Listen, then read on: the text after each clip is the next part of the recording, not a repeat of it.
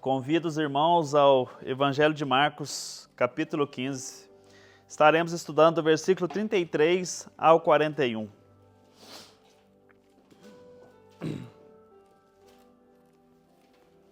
Não põe não, põe não. Não põe não.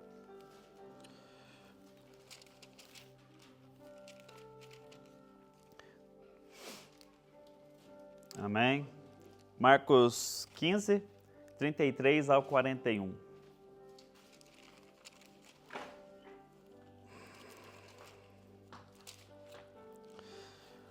Aqui vão estar estudando exatamente a morte de Jesus, a crucificação de Jesus, que durou ali, segundo as Escrituras, do meio-dia até as 15 da tarde. Amém? Bom, a gente vai falar um pouco antes do como aconteceu, como chegou até ali, né? A gente vai no capítulo 14 de Marcos, a gente vai ver a história para a gente chegar até na crucificação de Jesus. Eu vou falar um pouco aqui por cima para vocês, né, para a gente ser um pouco breve. Então, como a Nicole diz, antes Jesus ele teve com os discípulos, ele ceiou com os discípulos, ele ensinou o motivo da ceia, como que funcionava a ceia, como que era sobre a ceia. Então Jesus trata a ceia ali com todos os irmãos, todos os discípulos que estão ali. E nessa ceia, que é a última ceia dos discípulos, o importante é que ali Deus dá nome, a gente fala dá nome aos bodes, né? Deus diz quem que vai ser o traidor, que um deles me trairia. Então Jesus fala para eles que um de vocês vão me trair. E todos se perguntavam, né? Por acaso sou eu, Senhor? Por acaso sou eu? E Judas fez exatamente essa pergunta. Por acaso sou eu?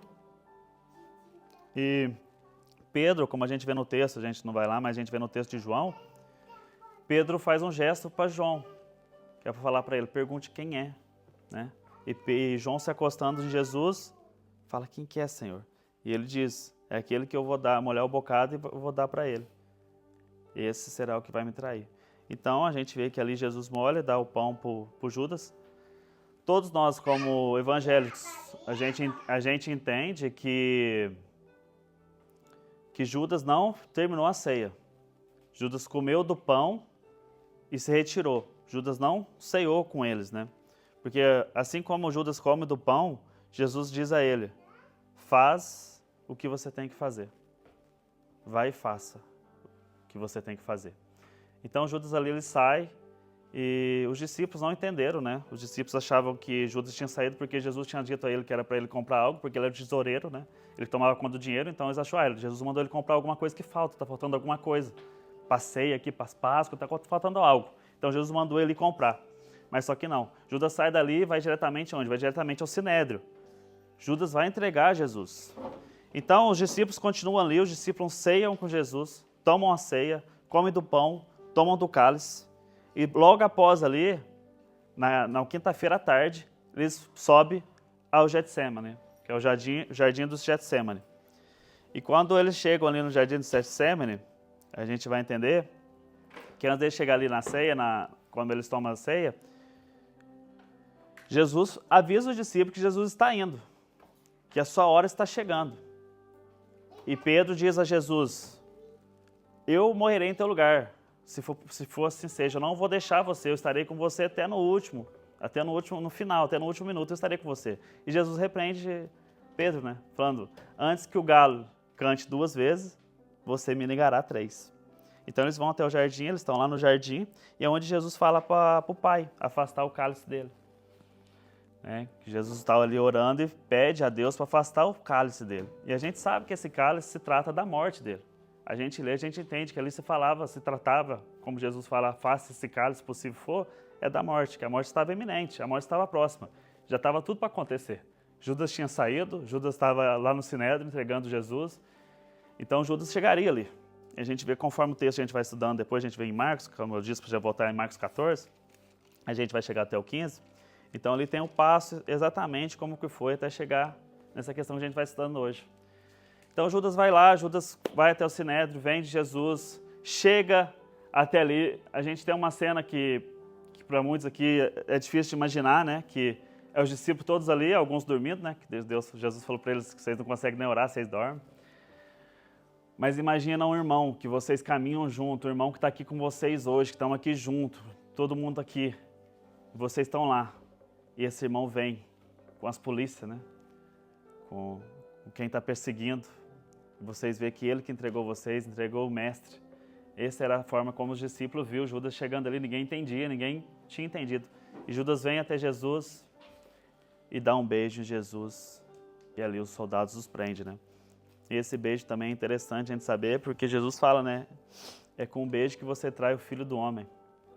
Então Judas traiu Jesus com um beijo, né? No seu mais íntimo.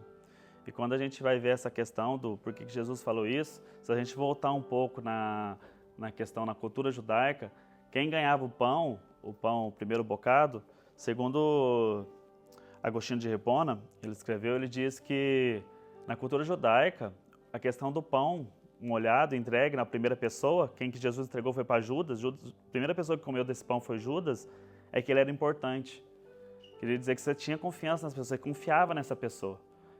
Então aqui está a questão, que confiou, então por isso que os discípulos não entenderam muito. Os discípulos não entenderam, como assim, o traidor vai ser o primeiro a pegar o pão, mas Jesus deu o pão para Judas, mas segundo a nossa cultura, Judas é importante, Jesus confia nele. Então teve essa questão também, que quando a gente lê, a gente fala, como eles não perceberam? Como assim não perceberam? Então tinha essa questão da cultura judaica. Então ali acontece que Judas trai, Jesus é levado agora, depois ali Jesus é levado ao Sinédrio, né? Que ele é acusado de blasfêmia. Por que ele é acusado de blasfêmia? Porque tinha muitas testemunhas, falsas testemunhas ali contra Jesus, mas era irrelevante para todo o Sinédrio ali, e quem era o sumo sacerdote ali era Caifás, né? Naquele ano. Já estava também algo errado, mas a gente não vai estudar sobre isso, passar direto. Mas o sumo sacerdote faz uma pergunta para ele. Por acaso você é Cristo, o Filho de Deus? E ele fala, eu sou. Estarei sentado à direita de Deus Pai e virei nas nuvens, né? Então aqui Jesus dá uma fala escatológica para nós. Que ele voltará nas nuvens. Então ali o sumo sacerdote rasga as vestes dele e chama blasfêmia, né? Não precisamos mais de prova. Ele tem que morrer, segundo a nossa lei ele tem que morrer. Para a nossa lei ele tem que morrer. E nesse exato momento, fora dali está Pedro. Pedro está ali, porque Pedro seguiu até esse momento, até ali no Sinédrio Pedro estava, mas Pedro estava do lado de fora. Jesus estava dentro e Pedro do lado de fora esquentando a mão numa fogueira que ele estava ali com o pessoal que estava ali também esperando o julgamento de Jesus. E é nesse momento, o galo canta uma vez, as pessoas falam, você também é dele, você também é discípulo dele. Pedro fala, não conheço esse cara não sei nem quem é. Aí vem outras pessoas e falam assim, não, você é ele sim, você fala como ele, você veste como ele. Não. Aí tenta, como Pedro vai, as pessoas falam, sim, você é seguidor dele, você não é daqui, a gente percebe pelo jeito, pela fala, pelo jeito que você é seguidor dele sim. Ele nega absolutamente, fala, não conheço, eu juro que não conheço. Então o galo canta a segunda vez. E Pedro chora e sai dali, né? Então a gente vê a questão de Pedro negou Jesus 3 vezes nesse exato momento. Então ali ele é acusado de blasfêmia e eles querem levar ele à morte, né? Querem matar Jesus. Então Jesus dali ele é levado ao amanhecer, na sexta de manhã, ele é levado ao portório agora, né? Que é para ser julgado pelo Pilatos. Então eles levam Jesus ali para ser julgado e eles falam ali para Pilatos, segundo a nossa lei ele tem que morrer, porque se proclama Deus. Então segundo a nossa lei, Jesus tem que morrer. Então Pilatos não faz parte dessa lei dos judeus, né? Não tem nem ideia de que é isso. Então falam, vou julgar ele, vamos perguntar, vamos ver o que ele é. Então Pilatos começa a fazer muitas perguntas para Jesus e Jesus não responde. Jesus fica quieto. E quando ele faz algumas perguntas, por acaso você considera isso, aquilo, Jesus fala, é você que está dizendo, não sou eu. E Pilatos acha ele muito inteligente, já queria soltar ele, porque não via maldade em Jesus. Pilatos não via nada disso que eles estavam falando ali. Mas eles falam que não, você vai ter que matar ele, Jesus tem que morrer. Então, eles viram que Pilatos não ia fazer isso, porque Pilatos não achou mal nenhum em Jesus. Todo julgamento que eles estavam trazendo até ele não tinha relevância. Mas teve algo que foi esse momento que mudou, que é onde eles falam, ele se proclama rei. E segundo vocês, segundo a lei dos romanos, quem se proclamava rei tinha que morrer, porque só existia quem? Um rei que era quem? Rei César, que era o imperador César, só existia ele, só ele poderia ser chamado de rei. Então eles falam ali para ele, os fariseus, os escribas e o sumo sacerdote falam para Pilatos: se você não tomar conta disso, se você não matar Jesus, eu vou levar até César. E César vai julgar. Porque só César é rei. César é o único rei. Então a gente vê aqui a questão onde que o povo judeu não gostava, bem-vindos irmãos, o povo judeu não gostava dos romanos, sempre esperava o Messias vir, que o Messias vai chegar, o Messias vai chegar, o Messias vai vir e vai nos libertar, vai nos tirar desse domínio dos romanos. Só que olha que incrível que é, quando tem essa questão que eles têm que quem quer matar Jesus, quer aniquilar Jesus, quer acabar com Jesus, eles fazem uma aliança entre os romanos. Falam, não, agora nós só temos um rei. É César nosso rei. César é nosso rei. Então tudo para acabar com Jesus, tudo para tirar a vida de Jesus. Eles ali falavam até que Roma, só existe Roma, só Roma é poderosa, só Roma, só servimos a Roma, só existe um rei. E César e Pilatos ali, né? Pilatos viu que não tinha mais como.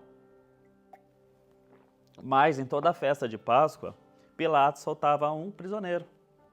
Então Pilatos falou, eu vou pegar o prisioneiro que eu tenho aqui, que já tem uma cruz feita para ele, né, que está aqui, e vamos ver. Então Pilatos vem com Barrabás, que todo mundo conhece Barrabás, todo mundo sabe a história de Barrabás, traz até ali e fala para o povo que está ali presente. Vocês querem que eu liberte Jesus de Nazaré? E eles falam, não, queremos que você liberte Barrabás, Barrabás. E começa a gritar. Aí Pilatos fica meio sem entender, porque sabia quem era Barrabás. Barrabás, segundo o que a gente vê na Bíblia, Barrabás ele fez uma revolta e homicídio. Era uma pessoa pecaminosa, uma pessoa realmente pecaminosa. E Jesus estava ali, como uma ovelha levada ao matadouro, sendo julgada. Não dizia nada, só observava. E não tinha mais ninguém ali com ele. Todos os discípulos tinham abandonado. Então, eles falam, vocês querem novamente, Pilatos pergunta para eles, vocês querem que eu liberte Jesus ou Barrabás? Eles falam, liberte Barrabás. Ele fala, o que eu faço com Jesus? Crucificam, crucificam. E começa a falar que é para crucificar Jesus, que era a pior morte que existia naquela época. A pior morte para um ser humano que existia na época deles ali, a pior morte tida por alguém era essa. Morte de cruz. Então a gente vê a questão de Barrabás, quando Barrabás é solto, né, que eu anotei aqui para eu passar para vocês, Barrabás vem do aramaico, né, que Bar significa filho de e Abba, pai, ou pai espiritual. Então aqui a gente já vê o falso filho do pai, que é Barrabás, é solto, que esses somos nós, né? E o verdadeiro filho do pai, Jesus, é condenado. E o incrível que parece essa troca no Evangelho, né? Essa troca nos ensina que Jesus toma o lugar dos pecadores para que eles sejam libertos. Então é isso que significa Jesus para nós. Jesus tomou o nosso lugar, Jesus tomou o nosso pecado, Jesus é tudo para nós. Jesus é a nossa base, Jesus é o nosso alimento diário. É sobre Ele, tudo por Ele e para Ele. E ali naquele momento acontece isso que já dá a entender que Jesus está predestinado a tomar tudo sobre as suas costas. Todo aquele peso, toda aquela amargura, todos aqueles pecados, iniquidade do mundo está ali diante dele. E depois, né, como a gente vê que Pilatos não tinha mais o que fazer, Pilatos entrega ele aos fariseus ali, fala, eu não posso dizer mais nada, e fala que é para ele levar até o Monte Gólgota, que a gente conhece que o Monte Gólgota é o Monte da Caveira, né, que é o Monte da Caveira, onde ele é crucificado entre dois ladrões. Só que algo interessante desse também é que Pilatos faz a vontade do povo e Pilatos fala, eu me ausento do sangue dele. Esse sangue não é meu. Eu vi que ele era inocente, eu percebi, então esse sangue não é meu, mas é de vocês. E os judeus que estavam ali falam, não, a gente pega, é nossa responsabilidade. Que cai sobre nós o sangue dele, que cai sobre nossos filhos o sangue dele. Que eles declaram isso ali. Então, Pilatos fala, então tá bom, não é problema meu mais, vocês querem levar um inocente, vocês estão julgando por vocês mesmos, tá tudo certo. A multidão julgou, então não tinha o que ser feito. Então ele é levado ali, ele é crucificado entre os dois ladrões na cruz, né, que é entre 9 horas às 12 horas. E a gente vê que o soldado, antes disso, quando Pilatos fala ali já no portório que Jesus vai ser crucificado, Jesus é novamente açoitado, ferido, blasfemado, coloca uma roupa de púrpura nele, coloca a coroa de espinho em Jesus, começa a zombar, se ajoelha durante Jesus e fala, vai, faz, você não é filho de Deus, o que você vai fazer? Estamos aqui, bate nele, machucam Jesus. Então Jesus sai dali carregando uma cruz que não é dele, pegando uma culpa que não é dele e carregando os pecados que tampouco é dele. Eram todos nossos. E a gente chega agora, que é como eu disse, a gente vai estudar as 3 últimas horas de Jesus. Que agora a gente vai ver no versículo 33, Marcos, amor. Marcos 15, 33, por favor.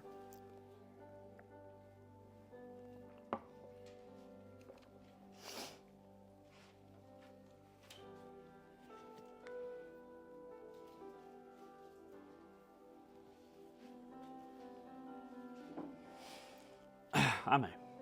Do meio-dia até as 3 horas da tarde, houve trevas sobre toda a terra, até as 3 horas da tarde. Então aqui a gente já vê que isso é algo maravilhoso, né? Escrevi como é que é mesmo que eu escrevi? Maraculoso de Deus, né? Um milagre de Deus. Que houve, a gente pode dizer que houve um eclipse, né? A gente pode ter essa noção que foi um eclipse que aconteceu, porque de repente estava um sol, de repente estava de dia, e de repente ficou tudo escuro, ficou tudo de noite. Então, eu pus detalhadamente que eu acredito que seja um eclipse, né? Mas Deus pode ter feito outras coisas, a gente não sabe, né? Foi Deus que fez, Deus que fez ali. E isso não foi por coincidência, mas foi enviado por Deus. Exatamente na hora da angústia do seu filho. Na hora que o seu filho estava mais sofrendo ali na cruz, na hora que estava todo o peso sobre ele.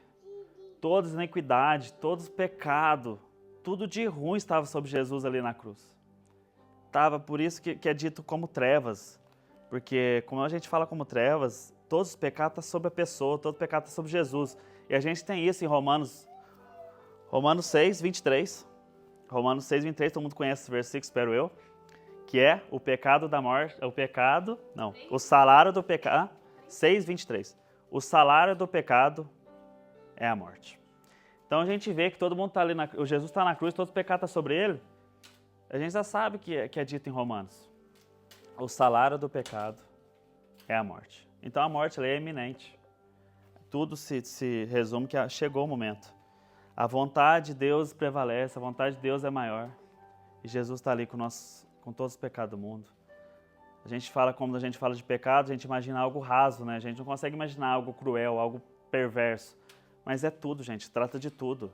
Se trata de uma pessoa que tortura, uma pessoa que mata, um assassino, um rebelde, um pedófilo. É todos. Não é só um pecado que a gente tem nos dias, que a gente consegue imaginar uns pecadinhos, né? Eu xinguei um irmão, eu tratei mal um irmão aqui, eu fiz isso. Não, é todo tipo de iniquidade. Estava sobre Jesus. Estava ali na cruz, né? E a gente vê também que a questão das trevas, que as trevas é descrita na Bíblia, a gente vê a questão do inferno, né? Que o inferno é descrito na Bíblia várias vezes como sendo um local de trevas, né? Um local de tormento. A gente vê isso que é escrito que significa a questão do lago de fogo, né? A gente vê que é onde tem a ausência de Deus, né? É onde não tem Deus, né? Então, Jesus está experimentando naquele momento todo o pecado da humanidade. Isso vai durar 3 horas. Isso vai durar 3 horas. E a gente vê que isso é triste quando a gente entende sobre isso, quando a gente pensa um pouco. Que Ele está passando tudo sobre isso, sobre a sua mente, sobre o seu corpo, sobre a sua alma, sobre o seu coração puro, sem pecado. Isso é o mais triste, né? Que a gente entende, quando a gente vê que ele está sendo manchado ali por um pecado que não é dele, um pecado que ele nunca carregou e nunca teve, nunca foi manchado pelo pecado. E Jesus está ali assumindo o nosso lugar, assumindo que era destino a nosso, que era nosso destino. Esse que ele está assumindo, toda a dor. Ele está assumindo, amor? Agora, versículo 34 de Marcos.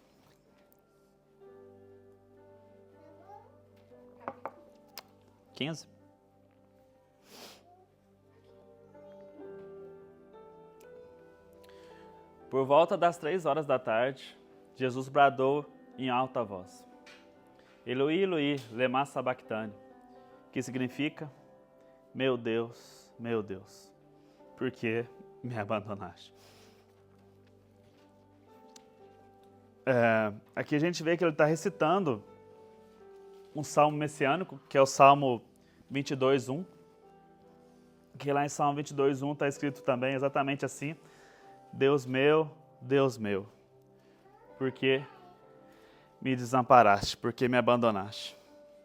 E isso aqui é algo cruel e perverso que a gente vê. Por que Jesus brande isso? Por que Jesus diz isso? Porque Deus não compatua com o pecado. Não tem como. Deus já expulsou o pecado no céu. Quando alguém sentiu poder para pegar o seu lugar, Deus o expulsou.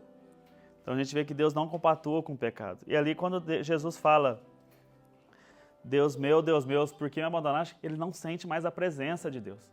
Ele está cheio de pecado sobre ele. Ele está cheio das iniquidades nossas sobre Jesus, está sobre ele. Então ele não sente mais a presença de Deus. Não tem mais a conexão e não consegue sentir mais a presença de Deus. Então ele clama em alta voz: Deus meu, por que me abandonaste? Eis que estou aqui. A única presença que eu queria ter era a sua. Eu estou aqui com esses pecados, com tudo isso está passando no meu coração, na minha mente, toda essa dor, toda essa angústia, todas essas trevas que estão aqui. E eu não sinto a sua presença. Assim somos nós muitas vezes nas nossas vidas. Quando nós se dá o pecado, a gente se perde, a gente não tem mais conexão com Deus, não conseguimos ter. É isso que Jesus está dizendo aqui, isso que Jesus está passando aqui. É isso que a gente percebe. A desconexão com Deus. Não sentimos mais a presença de Deus. E Jesus está exatamente falando isso. Eu não sinto a presença do meu Pai. Aquela presença que eu tinha todos os dias, eu não tenho mais. Só sinto essas trevas, essa angústia, essa dor. Só sinto isso. E a gente vai ver isso, que é algo messiânico também. Isaías 53. Agora a gente vai ler do 1 ao 12. Então convido todos vocês a abrirem Isaías 53, que aí a gente acompanha todos juntos. 53, do 1 ao 12. Quem creu na nossa mensagem e a quem foi revelado o braço do Senhor, eu vou ler na minha, que está mais legalzinho. Vou ler na minha, você só vai passando, amor.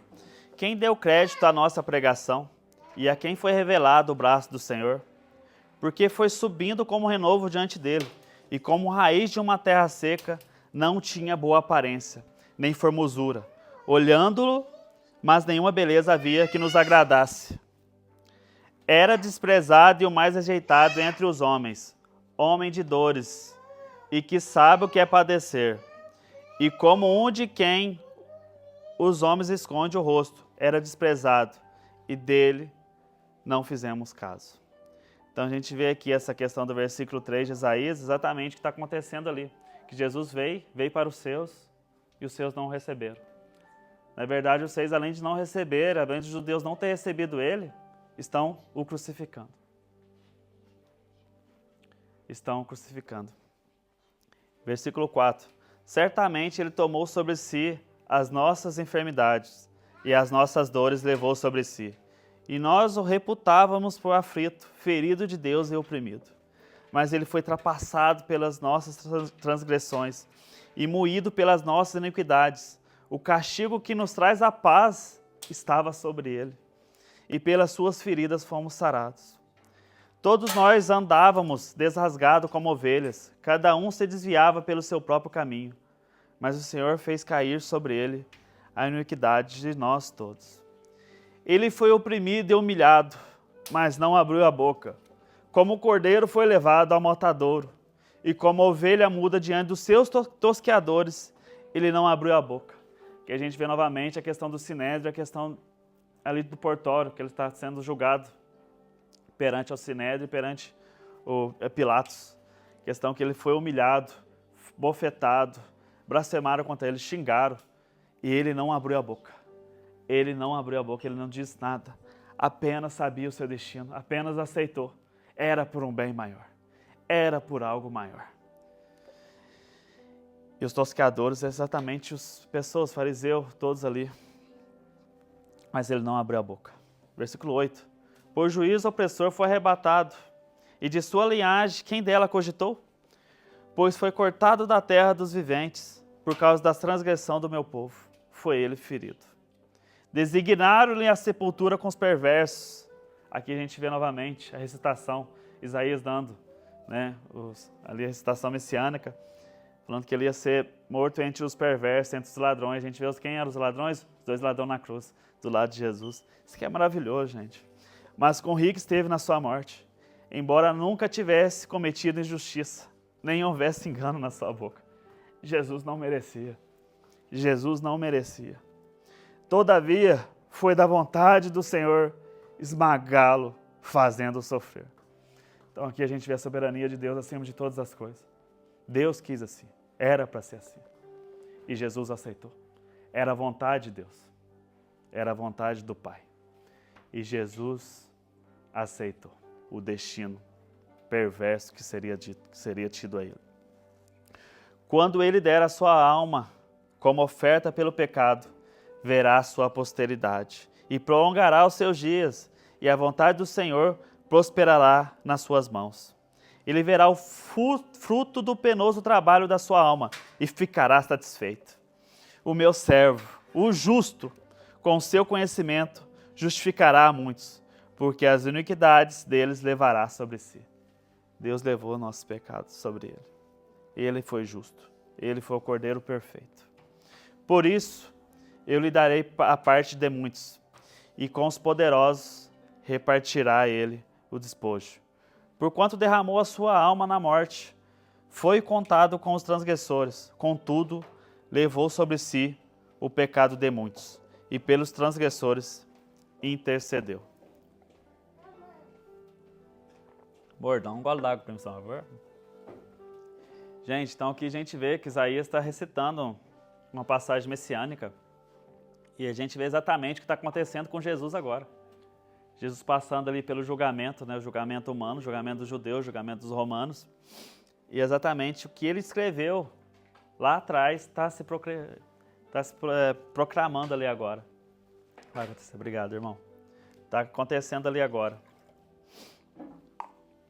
E a gente vê que ele levou sobre ele tudo. Foi blasfemado, chicotado, apanhou, sofreu por nós, sofreu por todos. E levou o pecado de todos sobre ele. Agora, Tiago, você consegue mexer ali para mim? Passar o versículo, talvez? Você acha que consegue pôr? Que é o versículo 35 e 36 de Marcos 15 que a gente vai ver. Vê se você consegue ver. Tem a Bíblia aberta aí? Marcos 15, 35 e 36 a gente vai ler agora. Ah, o homem é bom mesmo. Marcos 15, veio. 15. Tá acho isso aí.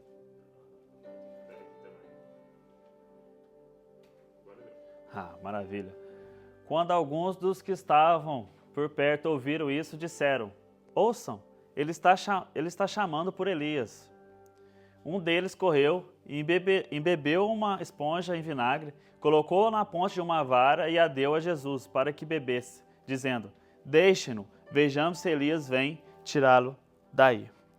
Então aqui, a gente vê que as pessoas estavam ali, os fariseus, as pessoas estavam ali perto da cruz, quando Jesus proclamou, né? Deus meu, por que me abandonaste? Que a gente vê ele falou Eloi, Eloi, lema sabachthani. Eles pensaram que eles estavam falando, que Jesus estava dizendo Elias, proclamando para Elias.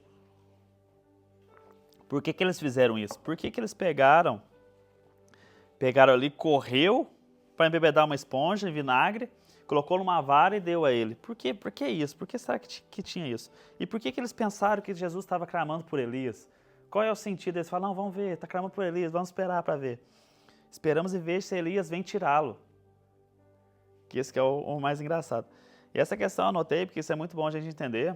Por que eles achavam que Jesus tinha dito Elias? Havia uma tradição entre os judeus de que o profeta Elias atenderia a oração de qualquer pessoa que se dirigisse a ele. Não é muito diferente, né? Se a gente for ver, não é muito diferente das superstições de hoje, que as pessoas acham que pode fazer oração a qualquer santo, né? Que o santo responde. A gente vê isso. Então eles também tinham esse misticismo ali entre eles, entre os judeus. Que se eles clamassem a Elias, Elias acudia a eles. Se eles orassem por Elias, Elias viria a eles. Então, quando eles veem que Jesus está ali dizendo Eloi, Eloi, eles pensam, está falando por Elias, é o nome de Elias, está clamando por Elias. Então, vamos ver se Elias vem tirá-lo. Porque eles tinham essa superstição, esse misticismo que eles têm. Que hoje em dia a gente também tem isso em algumas religiões, onde tem santos, né? Que eles clamam pelos santos vão curar eles. Então, eles também tinham esse misticismo ali entre eles, né? Mas algo incrível também, essa questão deles ter feito o vinagre, eles não perceberam, mas eles também estavam cumprindo algo messiânico, que já tinha escrito, já estava descrito. Salmo 69, 21. Salmos 69, 21. Estou te dando trabalho, hein, varão? Puseram fel na minha comida, e para matar minha sede, deram-me vinagre. Então a gente vê que a questão que eles não perceberam, eles estavam tentando fazer de tudo, mas eles estavam cumprindo as Escrituras. Além de Jesus estar ali, sofrendo, aquela agonia, aquela desconexão com Deus, não sente mais a presença de Deus, ele ainda tinha que cumprir o que a Bíblia nos diz. O que a Bíblia diz que tinha que ser feito. O que a Bíblia diz que tinha que acontecer, tinha que ser cumprido. E Jesus está cumprindo tudo. Está cumprindo todo o Antigo Testamento ali. E Marcos 15, 37. Jesus, porém, com um alto brado, expirou.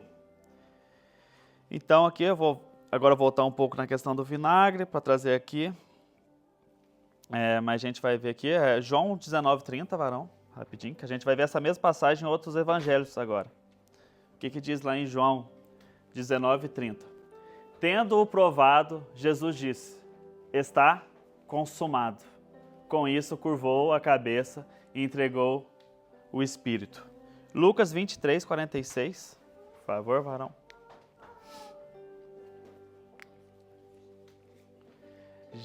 Jesus bradou em alta voz, Pai, nas tuas mãos entrego o meu espírito.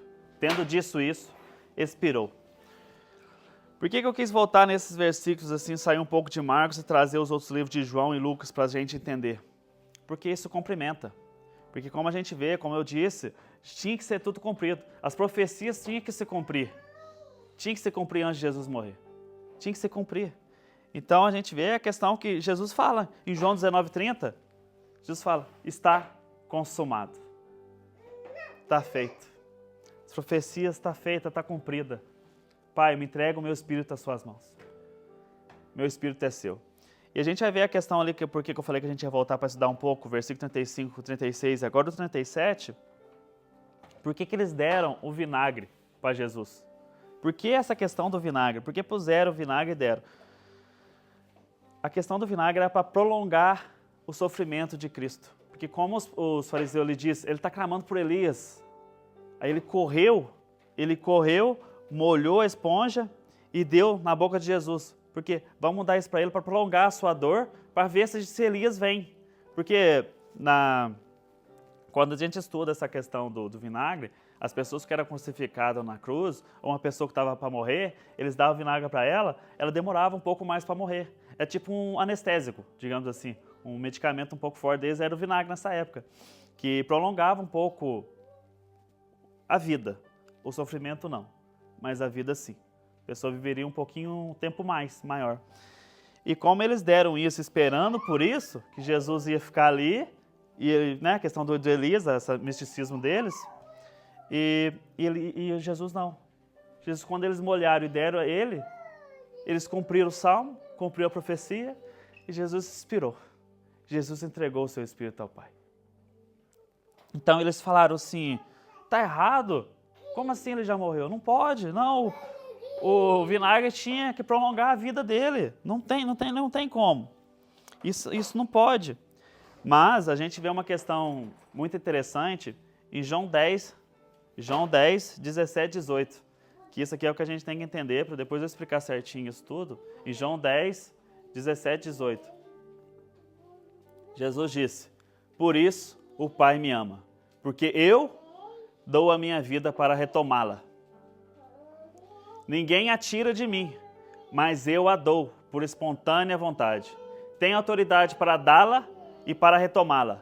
Esta ordem recebi do meu Pai. Então a gente vê aqui que Jesus, até no final, ele nos ensina, ele nos mostra sua verdadeira identidade, ele nos mostra quem é ele, que ele é Deus. Jesus é Deus. Porque todos ali estavam tentando matar ele, todos queriam matar Jesus. A gente sabe, se Deus quisesse, Deus tinha tirado Jesus da cruz, isso é óbvio, Deus é Deus. Mas não, tinha que ser cumprido. A Bíblia tem que se cumprir. As profecias tinham que se cumprir em Jesus. E ali quando a gente faz uma pergunta, que essa é uma pergunta que eu faço para todos nós aqui, quando alguém te perguntar, quando fizer uma pergunta para você, quem matou Jesus? Quem matou Jesus? Foi Deus. Deus matou seu filho. As Escrituras não mentem. É o que está escrito. Por isso o Pai me ama, porque dou a minha vida para retomar. Ninguém a tira de mim. Pelo contrário, eu espontaneamente a dou. E quando a gente vai ali, que a gente leu, que eu já li para vocês, mas eu vou voltar só para a gente passar em Isaías 53, versículo 10, diz Isaías: todavia foi da vontade do Senhor esmagá-lo, fazendo-o sofrer. Então a gente vê que quem tira a vida de Jesus ali é Deus. Deus quis assim, era para ser assim. Jesus orou, afaste-me esse cálice, afaste de mim se for sua vontade. Porque a gente entende, Jesus sabia o que era o cálice, Jesus entendia. Quando a gente lê, a gente entende, a gente sabe o que é esse cálice.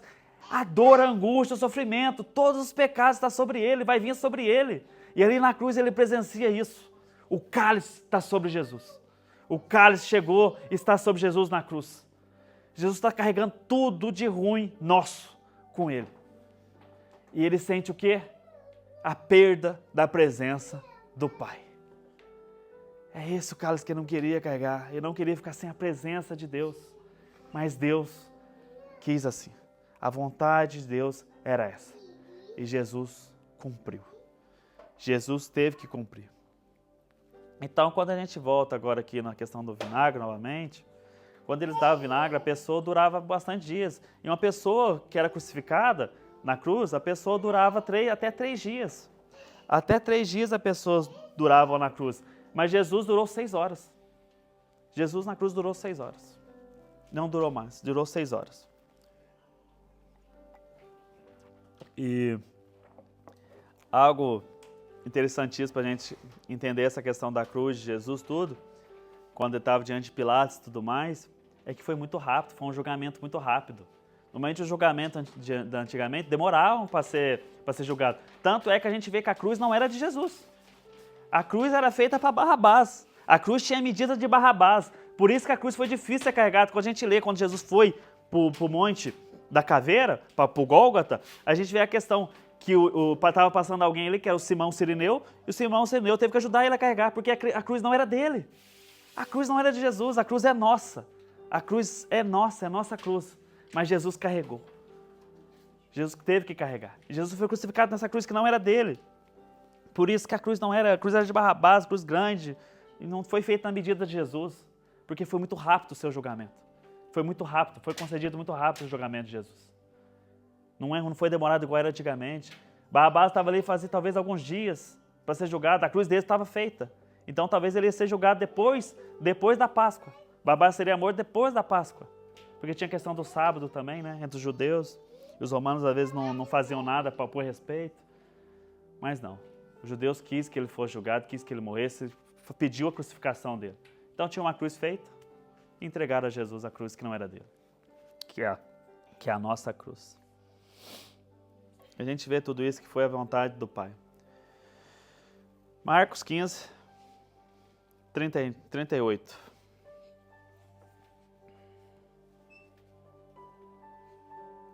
Então, o véu do templo rasgou-se em 2 partes, de alto a baixo. Então a gente vê ali no momento onde Jesus expira, no momento onde Jesus branda, no momento onde Jesus entrega a vida, entrega o seu espírito a Deus, no momento onde ele diz, está consumado, o véu do templo rasga. O templo aqui é o templo que Salomão construiu, o templo onde Davi queria construir, mas Deus falou, não, o seu filho construirá o templo, onde eu habitarei entre vocês. A minha presença estará nesse templo. Então ali Salomão constrói o templo, onde tinha um véu que separava o santo dos santos, do lugar altíssimo ali, onde Deus fazia presença, onde Deus está ali. E o que que isso simboliza para nós? O que que simboliza esse rasgar do véu? O que que é simbolizado para nós? A nova aliança. A antiga foi rompida. Agora todos nós somos templo de Deus, todos nós somos templo do Espírito Santo. Eu sou templo, você é templo, todos nós somos templo do Espírito Santo. Não precisamos mais de um véu, de um templo físico, um lugar físico. Não, a gente tem Jesus. Tudo é através de Jesus Cristo. Ele intercede por nós.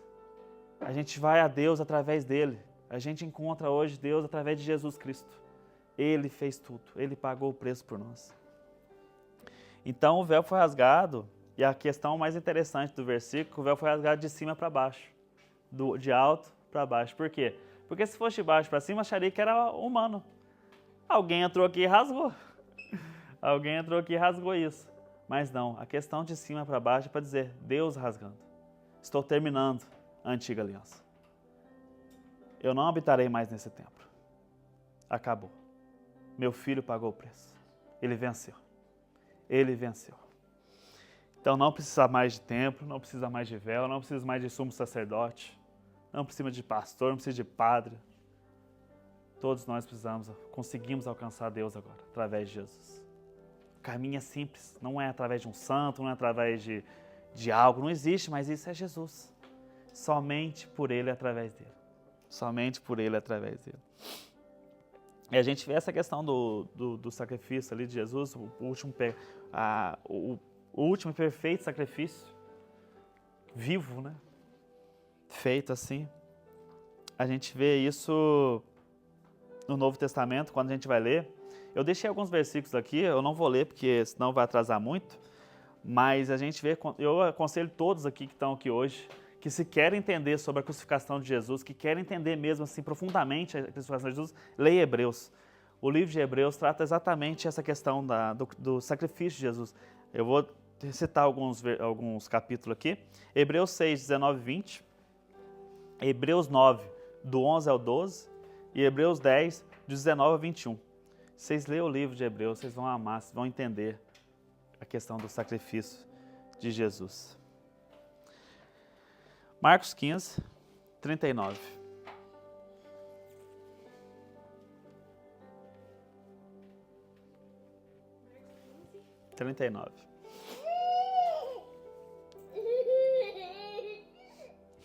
Quando o centurião que estava em frente de Jesus ouviu o seu brado e viu como ele morreu, disse, verdadeiramente, este homem era o Filho de Deus.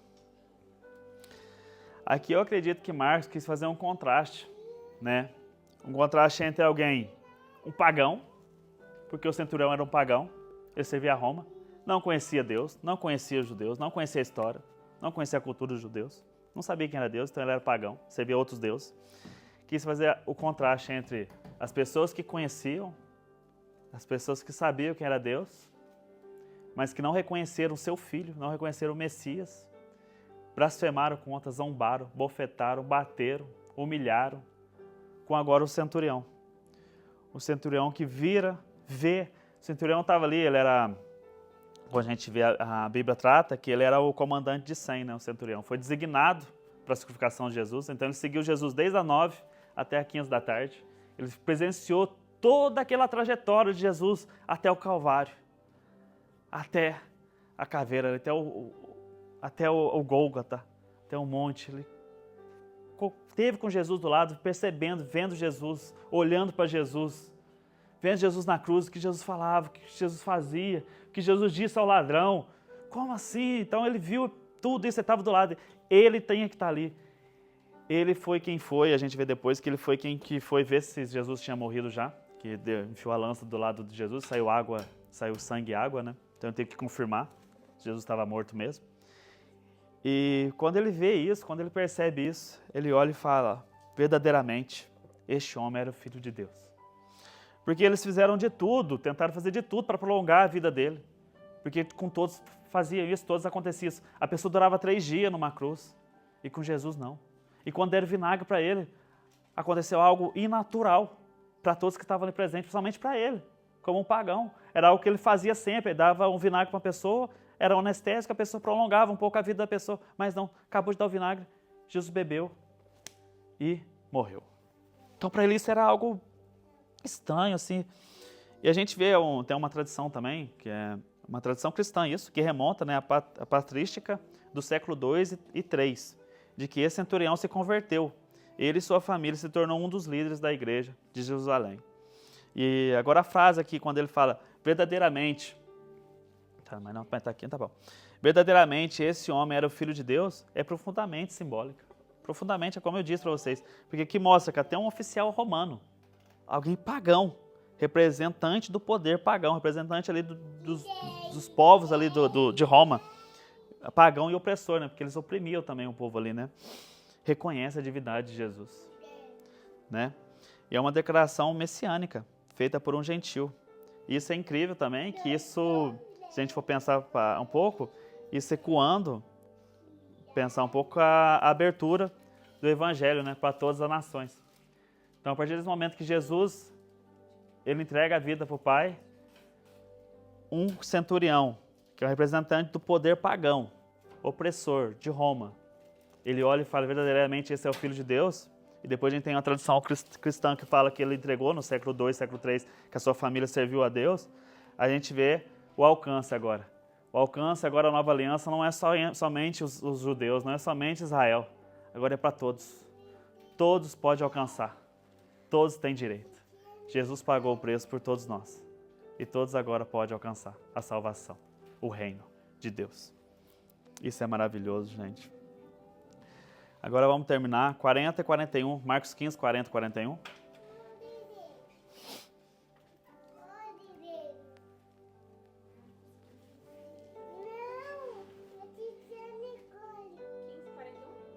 Quarenta e 41. 40 e 41. Algumas mulheres estavam observando de longe. Entre elas estavam Maria Madalena, Salomé e Maria, mãe de Tiago, mais jovem, e de José. Na Galileia, elas tinham seguido e servido a Jesus. Muitas outras mulheres que tinham subido com ele a Jerusalém também estavam ali. Então aqui é algo interessante para nós. Da onde Marcos tirou essa informação? Porque Marcos não estava ali presente, os discípulos não estavam ali presentes. O único que estavam presente até certo momento ali era João. Que a gente sabe que João estava ali com a mãe de Jesus. E Jesus olha para eles e fala, mulher, eis aí o seu filho, filho, eis aí a sua mãe. Então a gente tem isso, que a partir do momento que Jesus olha para eles e diz isso, João e Maria saem dali. João e Maria não estão presentes ali na morte de Jesus, eles saem dali, eles não ficaram ali até o final. Mas as mulheres ficaram, de longe. Maria Madalena, né? Maria, mãe de José, do Tiago Menor, e outras várias mulheres estavam ali presentes. E por que é interessante a gente entender isso? Da onde que Marcos, Mateus, Lucas e João tirou as informações, essas informações aqui, que são muito precisas para nós como cristãos? Pelas mulheres, pelo testemunho das mulheres. A gente tem que entender que as mulheres são importantes, foram importantes, né? A gente tem aqui tratado no versículo 41, que não está ali mais não, mas eu vou estar aqui, quando eles estavam na Galileia, quando Jesus ainda estava na Galileia, essas mulheres o acompanhavam e serviam. Então a gente sabe que a maioria do fundo do Ministério de Jesus, do dinheiro, as mulheres que trabalhavam, as mulheres que faziam algo ali para trazer o sustento ao Ministério de Jesus. As mulheres serviam ele, as mulheres tinham a servidão ali com ele. E por que é interessante a gente observar isso, né? Por que é interessante a gente entender? Por que aqui é tratado essa questão de essas mulheres acompanhavam? Por que fala que Maria Madalena, Maria, mãe de Tiago, menor, e de José ainda Salomé? Porque essas mulheres estavam ali. Porque a gente sabe que logo depois, quando Jesus morre, Jesus ele é levado, né? Ele é levado e sepultado, né? Ele é levado e sepultado na túmula ali. E aqui tem algo até interessante que tem uma questão, isso é uma questão dos judeus também ali, do judaísmo, que eles falam que quando os discípulos saíram falando que Jesus ressuscitou, isso é algo mentiroso, porque eles falam que os discípulos não viram, porque eles não estiveram presentes. Então, quando eles foram procurar Jesus, eles foram numa tumba errada. Eles foram numa tumba errada como eles não sabiam onde era, e lá essa tumba estava vazia. Então, eles pegaram e saíram falando, Jesus não está aqui mais, então Jesus ressuscitou. Então saíram com essa falácia, saíram com essa mentira, contando essa mentira. E por que é interessante? Porque Marcos aqui deduziu essa questão para nós de Maria Madalena e Maria, mãe de José, né? Por quê? Porque a gente vai, Marcos 15, 47, põe para mim rapidinho, meu amor. Marcos 15, 47, a gente vê exatamente essa questão. Por que elas foram? Ó, porque Maria Madalena e Maria, mãe de José, viram onde ele fora colocado. Então foi elas que viram, elas ficaram ali até o final, elas viram onde Jesus foi levado. Maria Madalena, a gente vê a Maria Madalena quando vê, que chega ali quando Jesus já está, quando Jesus ressuscita, que está ali os anjos, ela chora, ela tá em prantos, porque ela perdeu alguém que era importante, todos ali perderam alguém importante, mas os discípulos nenhum estavam presentes mais, nenhum, nem aquele que disse, eu morrerei em teu lugar, ficou ali, nem presenciou, nem caminhou. Ele chegou até o Sinédrio e depois voltou a fazer o que ele fazia, que era pescador. Pedro foi essa pessoa, voltou. Não conseguiu ficar, João ficou, mas Jesus falou para ele, cuide da minha mãe, eis aí seu filho, eis aí sua mãe. Então João entendeu, tem que sair daqui, vamos sair, é para ser assim. Mas as mulheres ficaram. Então a gente vê que essa história é uma história falsa que os judeus ali tentaram contar, né? Porque Maria Madalena viu onde Jesus foi colocado. Então não tinha como ser inventado, isso não é uma invenção.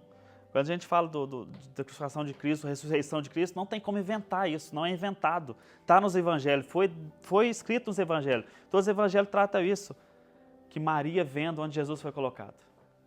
Então elas foram lá, depois a gente vê que mais para frente, a gente vê que elas vão lá para fazer a questão do corpo ali, que eu não lembro o nome, mas para fazer ali o perfume e tal, e Jesus não está ali mais, só está as roupas ali, o anjo fala para elas, o seu Senhor, você busca por Jesus, ele não está mais, ele já ressuscitou. Ele já ressuscitou. Isso é algo maravilhoso. Isso é algo incrível, que a gente vê que é onde tinha dito, que Jesus falou, que Jesus disse, que ele tem o poder, que Deus deu o poder a ele, para dar e para retomar a sua vida. Então a gente vê cumprindo, que agora Jesus já não está mais com os pecados, Jesus já pagou o preço. Pagou o preço por mim, pagou por você, pagou por todos nós aqui, que estão aqui presentes. O pecado já não pertence mais a nós, já foi pago. Por isso que eu falo, tenha o Senhor Jesus Cristo como nosso Senhor e Salvador. Proclame isso do fundo do seu coração, proclame, crê que Ele é o Senhor e Salvador. E você será salvo, você será liberto. É tudo pela graça, é tudo pela graça. Foi tudo por Ele, através dEle. E a gente vê que essa história, quando eles falam ali que foi mentira, que Jesus não ressuscitou, como que isso é mentira, gente? Como que isso pode ser mentira? Se a gente for ver os apóstolos depois da ressurreição de Cristo, onde Cristo vem e dá poder a ele, dá só para o Espírito Santo sobre eles, perderam a cabeça. Muitos foram martirizados, exceto João, mas todos os discípulos foram martirizados, perderam a cabeça, todos morreram friamente. Quem que inventa uma mentira que vai morrer por ela? A gente fala sobre isso, uma pessoa inventa uma mentira, mas se for para ela morrer por causa da mentira, ela não morre, ela conta a verdade. Quantos filmes a gente já assistiu, quantas coisas a gente já assistiu de gente sendo interrogado, e quando aponta uma arma para a pessoa, não, é mentira, isso aí é mentira. Mas não, aquilo perderam a cabeça por isso. Como que isso é mentira? Não tem como ser mentira. Para perder a cabeça, fazer as pessoas morrer por isso, não tem como. Jesus ressuscitou. Jesus é nosso Senhor, nosso Deus, nosso Salvador. Cristo vive, gente. Cristo vive. Creia de todo o coração. Creia de todo o coração. E aqui eu vou finalizar, vou deixar algumas aplicações que eu anotei agora aqui para nós sobre isso. Primeiro ponto. Nós não tememos mais a morte, porque Cristo já pagou o preço. Cristo pagou o preço por mim e por você. Cristo carregou tudo ali, a angústia, como a gente leu no texto. Toda aquela treva, aquelas trevas que estavam ali sobre ele. Toda aquela desconexão com Deus estava ali sobre ele. Ele pagou o preço. Ele assumiu a responsabilidade. Sejamos nós agora assumindo nossa responsabilidade como os filhos de Deus. Assumimos nossa responsabilidade perante a Deus. Aceitamos. Falemos mesmo, confessemos nossos pecados a Ele. Ele nos livrará. Ele nos limpará. O sangue de Jesus tem poder na vida de todos nós. Não só na minha, mas de vocês também. Mas a gente tem que assumir. E a gente não pode mais temer a morte. Jesus pagou o preço. Se a gente tem que ficar feliz. Algo interessante sobre isso, quando eu li todo o texto e algo que veio na minha mente, a gente tem uma história muito bonita de uma amiga da Nicole, que essa amiga da Nicole tinha câncer. Ela teve câncer, né? Ela tinha câncer. E é uma pessoa de fé. Pessoa que rapou a cabeça, ficou careca, fazia as questão ali da químio, né? Acho que é a químio, né, que fala. Que eu tinha que fazer ali durante as sessões. E uma pessoa que tinha um cabelo bonito e tudo mais, mas ele estava só usando aquela paninho, né? E a pessoa com fé, fervorosa. Falou, não, eu acredito no meu Deus. Se Ele não me curar, eu vou estar com Ele. É isso que é não temer a morte. E saber que você é salvo. Que você saber, apesar dessa doença que Deus me deu, apesar dessa tragédia que está acontecendo na minha vida agora comigo, eu vou estar com Ele. Se Ele me curar, é por Ele. Se Ele não me curar, eu vou estar com Ele. É isso, não temer a morte. E incrível que ela ficou assim, ela ligou para minha esposa depois para falar, né? Que ia fazer mais um exame e tudo mais.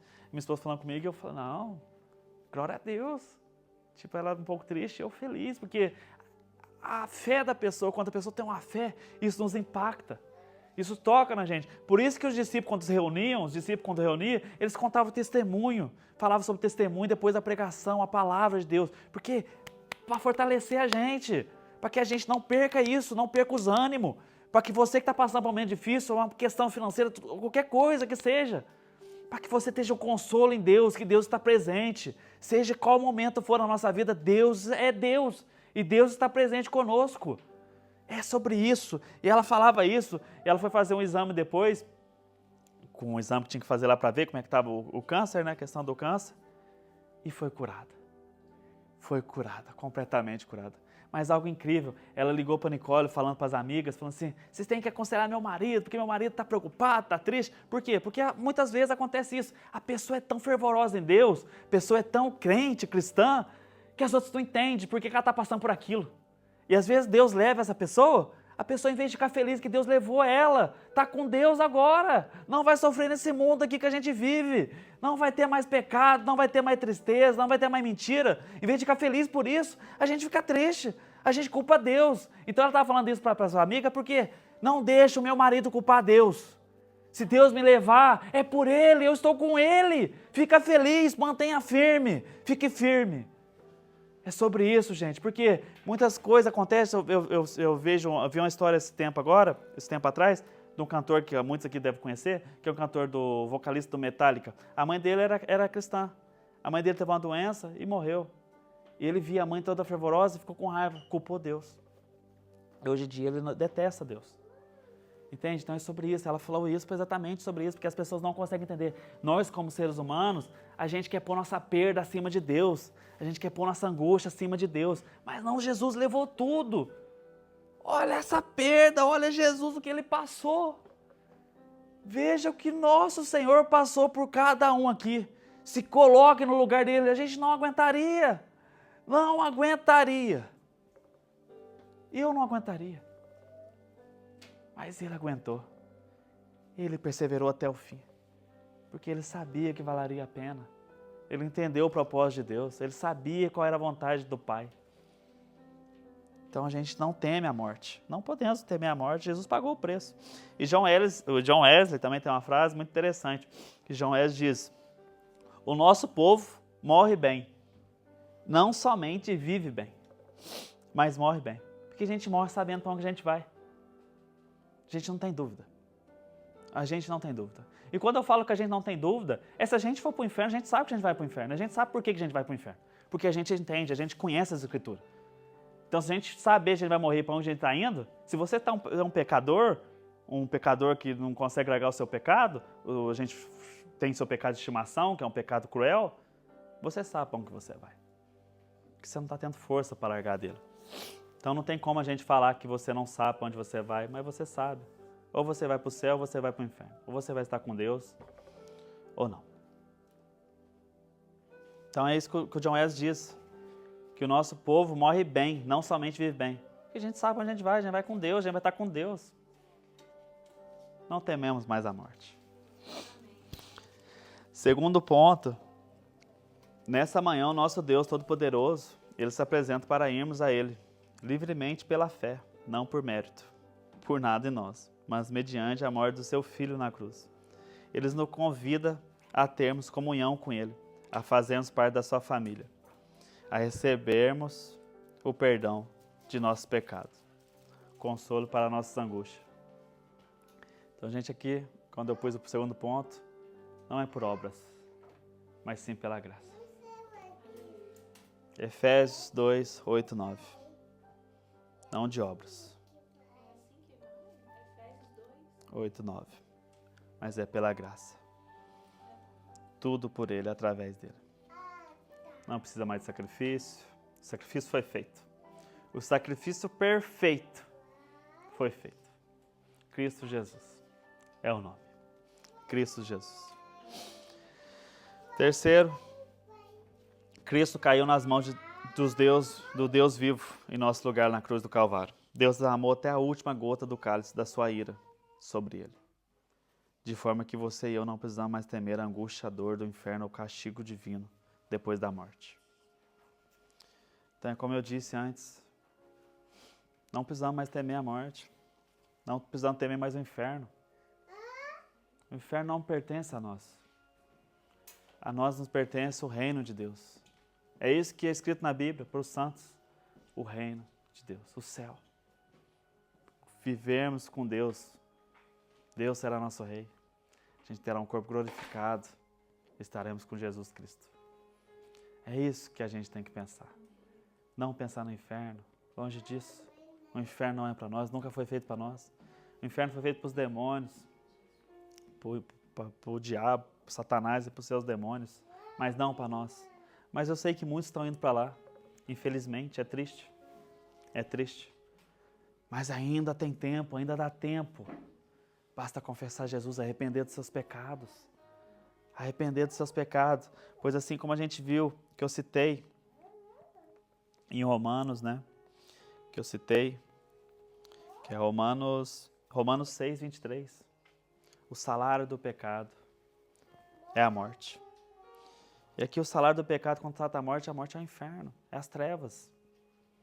Mas ainda dá tempo, basta confessarmos nossos pecados, confessarmos Cristo Jesus como nosso Senhor e Salvador. Amém. Agora o quarto ponto que eu coloquei aqui para a gente falar é sobre essa questão da questão ali que eles falam que é mentira. Por quê? Porque se eu morasse naquela época, né, vivesse naquela época, e fosse contar uma história assim, igual Marcos contou, igual Lucas contou, igual João contou, igual Mateus contou, questão que foi as mulheres que viram onde Jesus foi colocado, eu não falaria que foi uma mulher que contou. Por que eu não falaria que foi uma mulher? Como a gente vai ver a questão da tradição ali deles, a mulher não tinha palavra. A mulher não tinha fala. A mulher não tinha fala. A mulher tinha que ficar em silêncio, a mulher tinha que cuidar de casa, a mulher tinha que cuidar dos seus filhos, ficar em silêncio. A mulher não falava na frente. Se a gente estivesse aqui entre dois amigos conversando e minha mulher falasse algo, pior aconteceria com ela. Era proibido a mulher falar. Mas aqui não.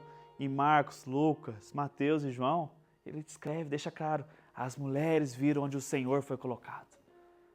Não tem como alguém inventar isso. Naquela época, inventar isso não tem como. A pessoa poderia ter inventado diferente. Falando, tal pessoa viu um homem, obviamente, mas não uma mulher. Não uma mulher. Porque quando se trata de uma mulher, não tem como ser inventado algo na época que vive. Falar que foi uma mulher. Se fosse nos dias de hoje, tudo bem, mas naquela época não tinha como. Não tinha como. Não tinha como falar que a questão do centurião, um centurião pagão, falar, ele viu que esse é o Filho de Deus, esse é o verdadeiro Filho de Deus.